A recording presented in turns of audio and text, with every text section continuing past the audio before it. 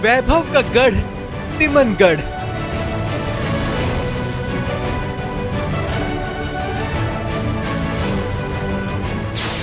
अद्भुत किला, अद्भुत किंवदंतियां।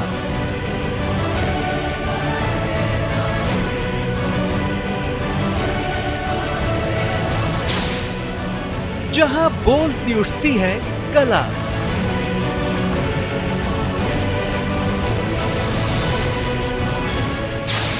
जिसके कण कण में है यदुवंश।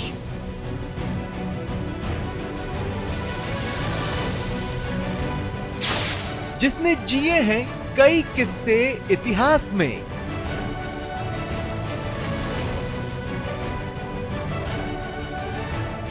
जिसमें छिपी है दास्तां पारस पत्थर की।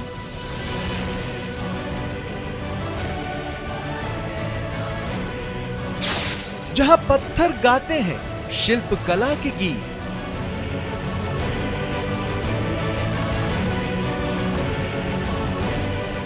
जिसे एक श्राप ने कर दिया बर्बाद।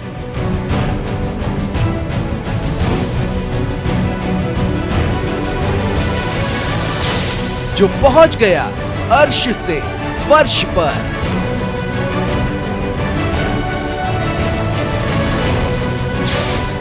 वो है शापित किला। नमस्कार, स्वागत है आप सभी का। आपके साथ मैं हूं स्वप्निल। कभी वो बहुत वैभवशाली था। उसकी इतनी ख्याति थी कि लोग दूर दूर से उसे देखने आते थे। जी हां, हम बात कर रहे हैं करौली के तिमनगढ़ किले की। यह किला कभी बहुत समृद्ध था, लेकिन एक श्राप से सब कुछ बर्बाद हो गया। बर्बादी ऐसी कि फिर यह बस न सका। यह किला इतना समृद्धशाली था कि विदेशी आक्रांताओं ने हमला कर लूटपाट की। अंग्रेजों ने लूटा। आजादी के बाद तस्करों ने जमकर लूट मचाई। इन सब के बावजूद यह किला अपने वैभव की कहानी कहता है। यह कहता है, मुझे बचा लो। चलिए देखते हैं शापित किला।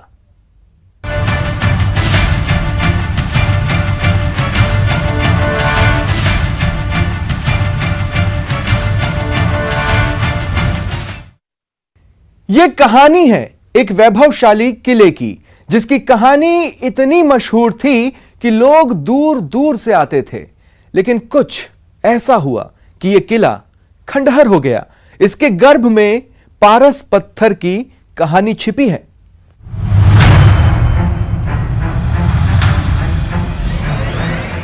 प्राचीन कला की बेमिसाल धरोहर।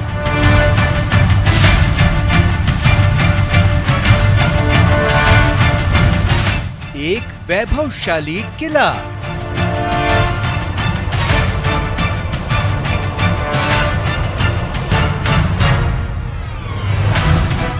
पारस पत्थर की पौराणिक मान्यता।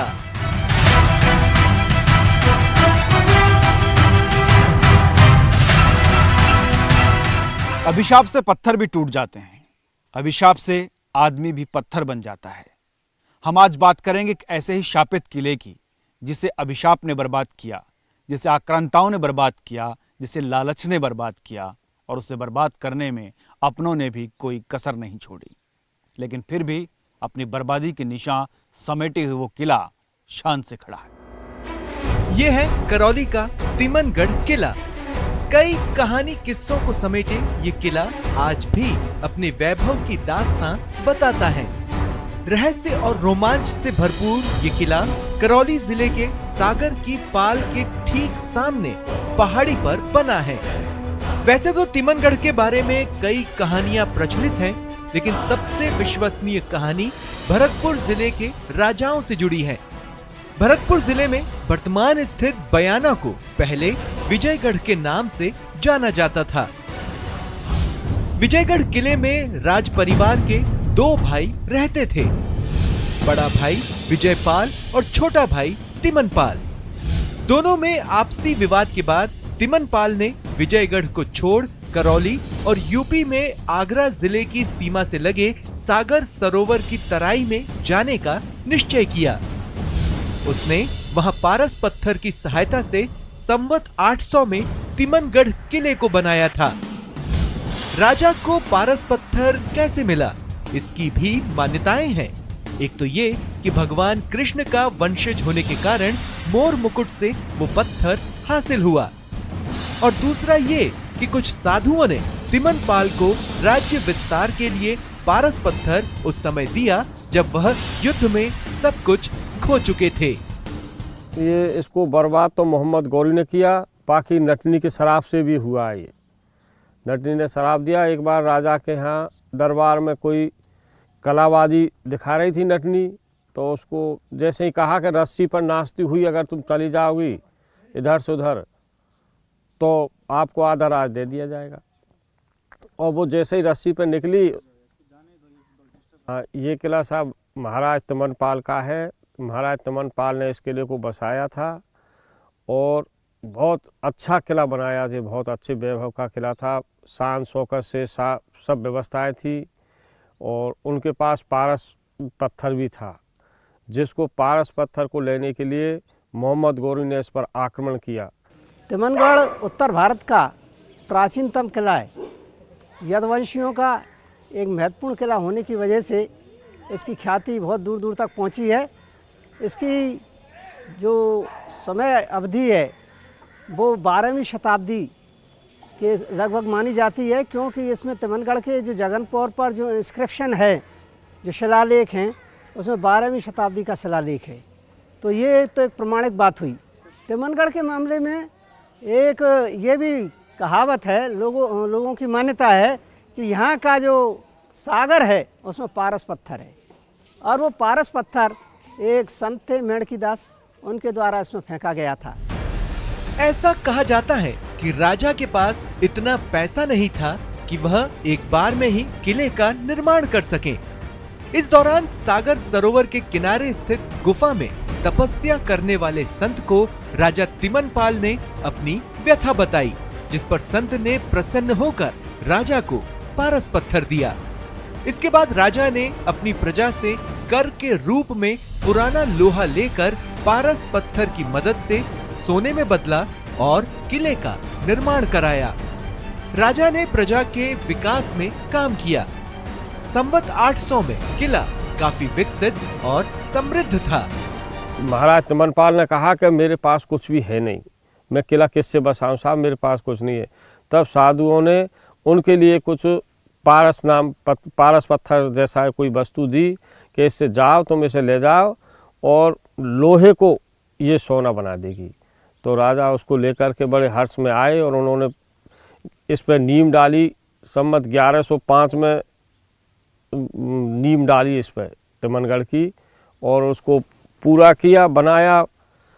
जो राजा था तिमनपाल, वो यहाँ के लोग बागों से कर के रूप में पुराने लोहे को भेज में लेता था, कर के रूप में लेता था। भेज में जो किसानों से जो भी था, जो खराब लोहा था, वेस्टेज लोहा, उसको भेज के रूप में लेता और वो उसको फिर गला करके सोना बनाता था। ये बताते हैं कि यहाँ किसी समय जैन धर्म का वर्चस्व था। तो इस हिसाब से यदि हम प्रमाणों के आधार पर देखें तब तो ये 12वीं शताब्दी का, 11वीं और 12वीं शताब्दी के बीच की अवधि का किला है। और यदि गहनता से इसके शोध किया जाए तो निश्चित तौर से महाभारत कालीन है। तिमनगढ़ किले के बिखरे पत्थर उस समय की शिल्प कला की कहानी बयां करते हैं, लेकिन अचानक कुछ ऐसा हुआ कि ये किला खंडहर में तब्दील हो गया। ऐसा क्या हुआ कि ये वैभवशाली किला खंडहर हो गया, ये आपको बताएंगे। बस आप बने रहिए हमारे साथ। कैमरामैन भवानी सिंह के साथ भंवर पुष्पेंद्र चौहान, न्यूज़ 18, तिमनगढ़, करौली। लंबे इलाके में फैले इस किले में जितनी कहानियां हैं उतना ही ये रहस्यमयी है। पारस पत्थर की किंवदंती है, साथ ही श्राप की कहानी है। देखते हैं भंवर पुष्पेंद्र की ये रिपोर्ट।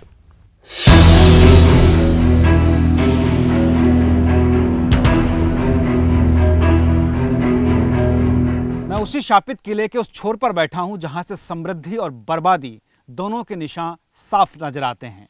समृद्धि को अगर समझना चाहें तो आप मेरे बाईं तरफ देखेंगे, ये जो द्वार है यहां से शुरू होता था राजा तिमनपाल का साम्राज्य।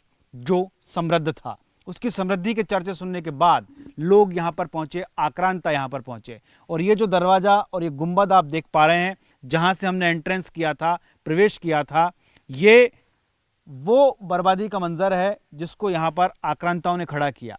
समृद्ध दरवाजे से मंदिर तोड़े गए। मंदिर तोड़ने के बाद जो पार्ट्स उसमें बचे थे, उन पार्ट्स के अवशेषों से ये गुंबदें तैयार हुईं, ताकि ये सनद रहे कि आक्रांताओं ने यहाँ पर किस तरह इस मंजर को बेमंजर किया था। जी हाँ, किले को देखकर अंदाजा लगाया जा सकता है कभी ये किला बहुत ही समृद्ध था। राजा तिमनपाल ने पारस पत्थर से किले को बहुत भव्य बनाया था, लेकिन राजा को ये डर भी था कि कोई उनके बाद इस पारस पत्थर का दुरुपयोग ना करे।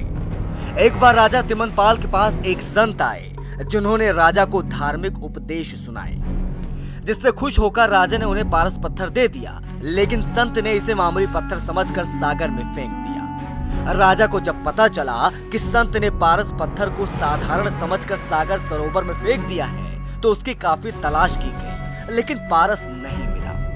पारस पत्थर भी ढूंढने राजा ने, उसमें पारस पत्थर को एक राजा बुजुर्ग हो गया, उनके पुत्र कुछ आपस में झगड़ा, तो एक दिन ब्राह्मण को बुलाया, भोजन कराए। भोजन में दान में उसके राजा ने कहा कि भाई अब तुम्हें इसका दुरुपयोग होगा या क्या होगा, इसको तुम दान भेंट में दे दिया राजा ने उसको। और राजा जैसे ब्राह्मण उसको भेंट में लेकर के अपनी रख करके और चला झोली में। अब आने कही यार राजा ने भोजन कराए और क्या दियो भेंट में हमको, ये दियो पत्थर, उठाया तालाब में फेंक दियो। कहावत है, लोगों की मान्यता है कि यहाँ का जो सागर है उसमें पारस पत्थर है, और वो पारस पत्थर एक संत थे मेणकीदास, उनके द्वारा इसमें फेंका गया था।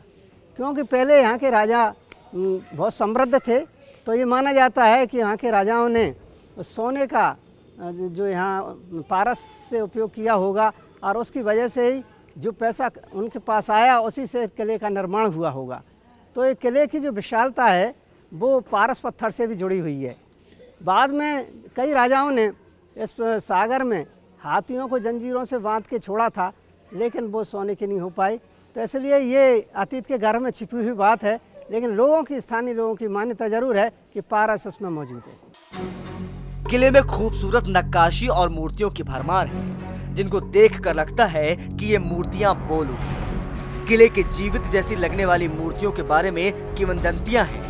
कहा जाता है कि नटनी के श्राप से सब कुछ खंडर हो गया। नटनी ने राजा को श्राप क्यों दिया, इस बारे में यहाँ के लोग बताते हैं कि तिमनपाल को नट परिवार अपना किला दिखाने पहुंचा। राजा को नटनी ने कहा कि वो एक रस्सी के सहारे तिमनगढ़ से 2 किलोमीटर दूर जाकर वापस लौट सकती है। तब राजा ने कहा कि यदि ऐसा हुआ तो वो उसे अपना आधा राज्य दे दे। जब नटनी शर्त जीतने के करीब आने लगी तो राजा के मन में लालच आ गया और उसने रस्सी कटवा दी, जिससे नटनी रस्सी से गिर गई। लेकिन नटनी ने गिरने से पहले राजा को श्राप दे दिया। यहाँ तिमनगढ़ में जो मूर्तियाँ निकाली गई हैं, उनको देखकर ऐसा लगता है कि मूर्तियाँ बोल रही हैं, क्योंकि इस बारे में एक किंवदंती भी है। किंवदंती ये है कि वर्षों पहले जब यहाँ राजा शासन किया करता था, तो कोई नटनी से एक श्राप मिला था। वो श्राप इस बात को लेकर मिला था कि नटनी ने एक शर्त लगाई थी कि अगर वो रस्सी के सहारे इस किले से और उस किले के उस छोर तक निकल जाएगी तो उसको वो आधा राज्य दे देगा।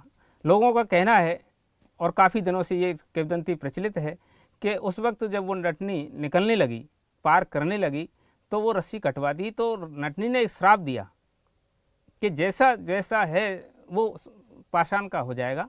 और उसी हिसाब से यहाँ जो मूर्तियाँ हैं वो इस तरह की देखने में ऐसी लगती हैं कि कोई दुकान है तो दुकान कर रहा है, तो वो बिल्कुल साक्षात ऐसा लगता है कि मूर्तियाँ सजीव हैं। इसमें तिमनगढ़ के किले में एक छतरी है, और उस छतरी को नटनी की छतरी कहते हैं।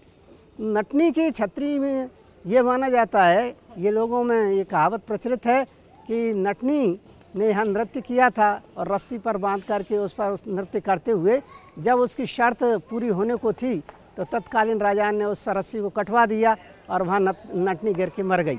तो उसकी स्मृति में वो छतरी आज भी मौजूद है, और तिमनगढ़ के प्रमुख जो चित्र हैं उनमें नटनी की छतरी को प्रदर्शित किया जाता है। नटनी के श्राप से पूरा बाजार जहाँ का वहीं थम गया और पाषाण में तब्दील हो गया। ये है तिमनगढ़ का वो बाजार जिसका समृद्धशाली अतीत रहा है, लेकिन अब सब कुछ बदल गया है और ये बदला एक नटनी के श्राप से, जो जहां था पत्थर हो गया। और किलोमीटर तक ये बाजार आज भी अपनी दास्तां बयां करता है कि किस तरह उसकी दुर्दशा हुई। तिमनगढ़ किला बेहतरीन शिल्प और स्थापत्य कला का उदाहरण है। जिसकी नजर इन मूर्तियों पर पड़ी, उसी ने इनको अपना बनाने की पूरी कोशिश की। लेकिन सिर्फ श्राप नहीं, बल्कि किले की बर्बादी के और भी कई कारण हैं जिन्हें हम आगे बताएंगे। बस बने रहिए हमारे साथ।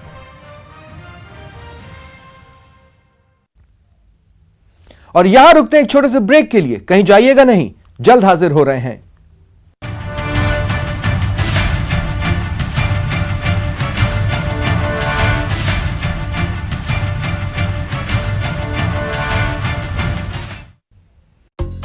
तिमनगढ़ किले की बर्बादी के पीछे श्राप की कहानी तो आम है, लेकिन विदेशी आक्रमणकारियों के हमलों से किले की बर्बादी हुई। लेकिन सबसे ज्यादा बर्बादी तस्करों ने की।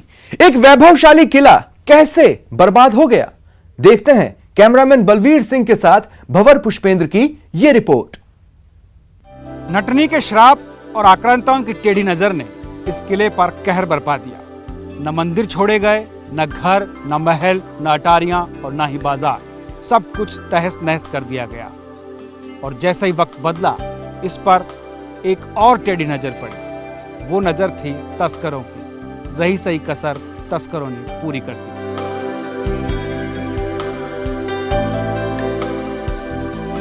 तिमनगढ़ किला अपने समय में समृद्धि और वैभव के लिए विख्यात था। इस किले को मुगल आक्रांताओं ने जमकर लूटा। पारस पत्थर की चाह में किले को खोखला किया गया। कुछ धर्मांध आक्रांताओं ने किले के मंदिर और मूर्तियों को तोड़ा और जिन्हें नहीं तोड़ पाए उन्हें किले की जमीन में दफन कर दिया। 1194 में जब आक्रमण किया, आक्रमण में उनको एक साल वहाँ आक्रमण करने के बाद सफलता नहीं मिली। सफलता नहीं मिलने के बाद में मोहम्मद गौरी दूसरी बार दोबारा फिर इधर से आया और फिर दूसरी बार उसने साल भर को घेरा रखा। उस समय महाराज इस पे कुमारपाल थे, जो वे एक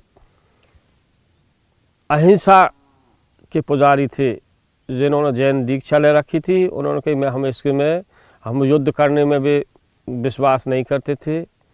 उन्होंने यहाँ साल भर के घेरे के बाद में किले का घेरा दिया गौरी ने और इसको बर्बाद कर दिया। तहस नहस की जो स्थितियां हैं, राजा तिमनपाल के बाद में यहाँ स्थायी तौर से कोई भी शासक नहीं रहा। तिमनपाल का शासन था, मुस्लिमों के आक्रमण के बाद में वो वहाँ से भाग गया और फिर उसके बाद में युद्ध हुआ, उसमें उनका देहांत हुआ। और उसके बाद में जो भी इनके वंशज हुए वो अस्थायी रहे, कभी चले गए कभी आ गए। लेकिन इतना अवश्य है कि यहाँ मुस्लिमों ने इस किले को पूरे को तहस नहस कर दिया। और आज की स्थिति में हम ये नहीं कह सकते कि यहाँ हिंदू सभ्यता का कोई प्रमाण है। केवल उत्खनन से प्राप्त मूर्तियाँ ये बताती हैं कि यहाँ हिंदू साम्राज्य था। मूर्तियों के बारे में भी एक अजीब स्थिति ये है कि मूर्तियाँ अलग तरह की दिखाई दी हैं। कुछ जो मूर्तियाँ हैं वो दक्षिण की वास्तुकला और सभ्यता से संबंधित हैं। तो दक्षिण भारत में जो मूर्तियाँ हैं और वो यहाँ तिमनगढ़ में मिल रही हैं, तो इससे इतिहासकारी अनुमान लगाते हैं कि हो सकता है मुस्लिम पीरियड में यहाँ सुरक्षित रखने के लिए इन मूर्तियों को यहाँ जमींदोज किया गया होगा। और वो मूर्तियाँ जो आज हमारे सामने निकल रही हैं या जिनको वहाँ के जो लोग हैं वो ये मानते हैं कि वास्तव में दूसरी सभ्यता से इनको यहाँ लाया गया है, तो वो मूर्तियाँ एक ऐसा प्रमाण है कि जिससे ये कहा जा सकता है कि किसी समय तिमनगढ़ में पूरे हिंदुस्तान का जो संस्कृति है, सभ्यता है, वो केंद्रित रही थी। तो मूर्तियों से इस चीज़ पर हम गहनता से विचार कर सकते हैं। तिमनगढ़ के मामले में एक ये भी कहावत है, लोगों की मान्यता है कि यहाँ का जो सागर है उसमें पारस पत्थर है। और वो पारस पत्थर एक संत थे मेणकीदास, उनके द्वारा इसमें फेंका गया था। क्योंकि पहले यहाँ के राजा बहुत समृद्ध थे, तो ये माना जाता है कि यहाँ के राजाओं ने सोने का जो यहाँ पारस से उपयोग किया होगा और उसकी वजह से ही जो पैसा उनके पास आया उसी से किले का निर्माण हुआ होगा। तो ये किले की जो विशालता है वो पारस पत्थर से भी जुड़ी हुई है। बाद में कई राजाओं ने इस सागर में हाथियों को जंजीरों से बांध के छोड़ा था, लेकिन वो सोने की नहीं हो पाई। तो इसलिए ये अतीत के घर में छिपी हुई बात है, लेकिन लोगों की, स्थानीय लोगों की मान्यता जरूर है कि पारस उसमें मौजूद है। यहाँ पर किसी नटनी के श्राप की भी एक लुकत्ती है। इसमें तिमनगढ़ के किले में एक छतरी है और उस छतरी को नटनी की छतरी कहते हैं।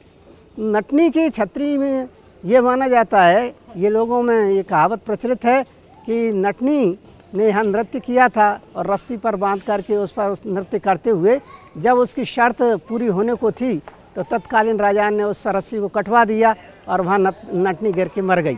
तो उसकी स्मृति में छतरी आज भी मौजूद है और तिमनगढ़ के प्रमुख जो चित्र हैं उनमें नटनी की छतरी को प्रदर्शित किया जाता है।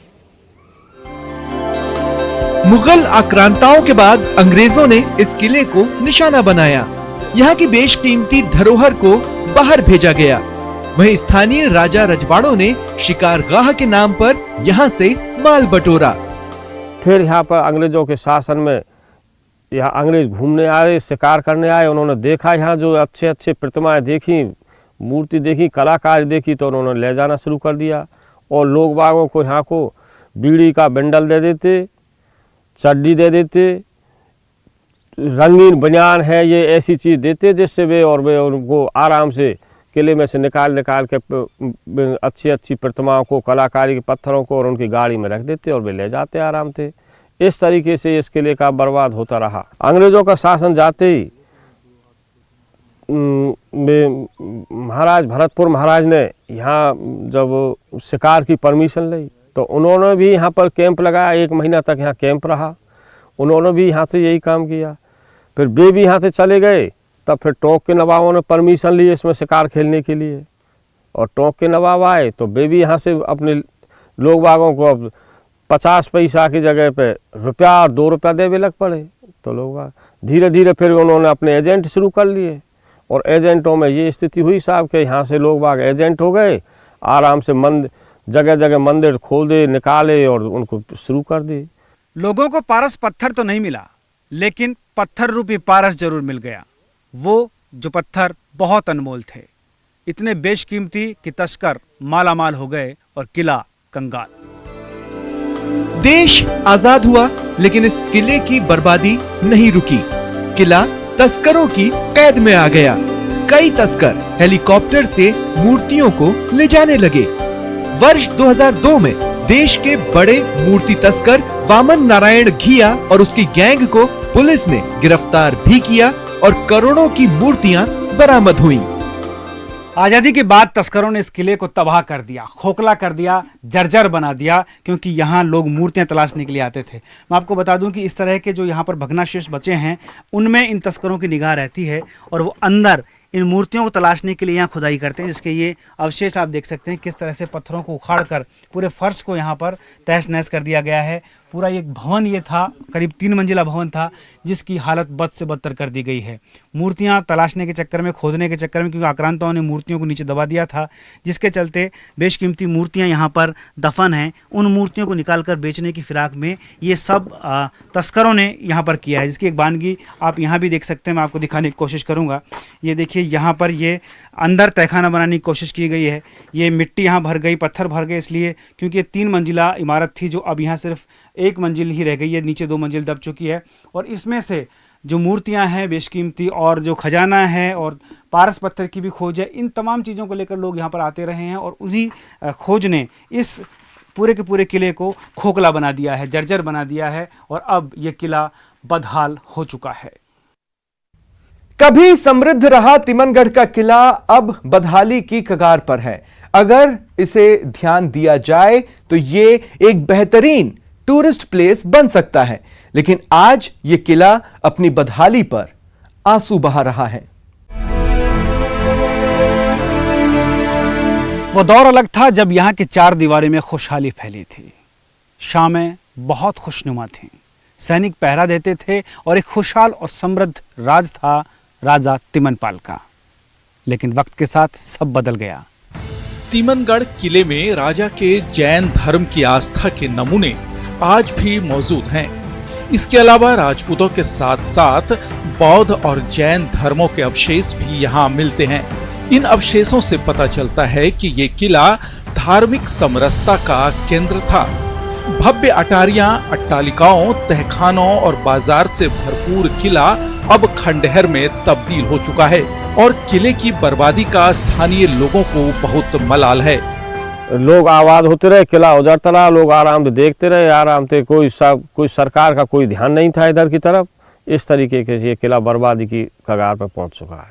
और मूर्ति तस्करों ने शिल्पकृति को हथियाने के चक्कर में इसकी जो खुदाई की तो इसकी जो दीवारें हैं वो हिल गईं और ये खंडर की स्थिति में पहुंच गया।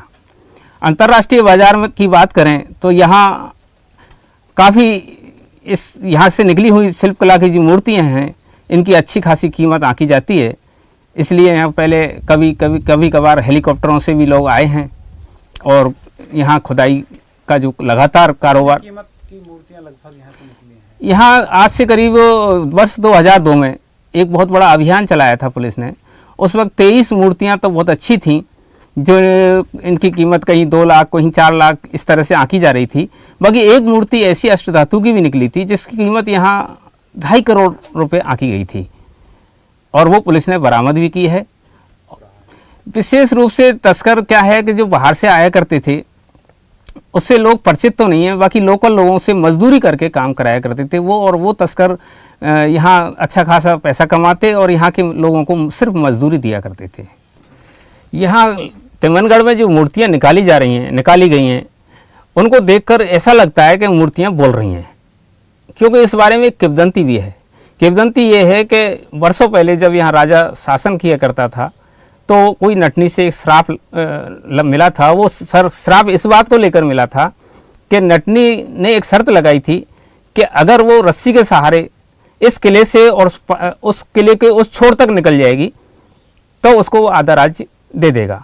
लोगों का कहना है और काफ़ी दिनों से ये किंवदंती प्रचलित है कि उस वक्त जब वो नटनी निकलने लगी, पार करने लगी, तो वो रस्सी कटवा दी तो नटनी ने एक श्राप दिया कि जैसा जैसा है वो पाषाण का हो जाएगा। और उसी हिसाब से यहाँ जो मूर्तियाँ हैं वो इस तरह की देखने में ऐसी लगती हैं कि कोई दुकान है तो दुकान कर रहा है, तो वो बिल्कुल साक्षात ऐसा लगता है कि मूर्तियाँ सजीव हैं। लोगों का मानना है कि किले को संरक्षित करने के गंभीर प्रयास नहीं किए गए और न ही यहाँ के इतिहास को सुरक्षित रखने के कोई प्रयास हुए। एक बार थोड़ा बजट भी पास हुआ, लेकिन वो भी किले की दुर्दशा की तरह जीर्ण शीर्ण हो गया। आज भी कदम कदम पर अनमोल विरासत मौजूद है, लेकिन ये विरासत बस यही कह रही है कि अभी भी मुझे बचा लो।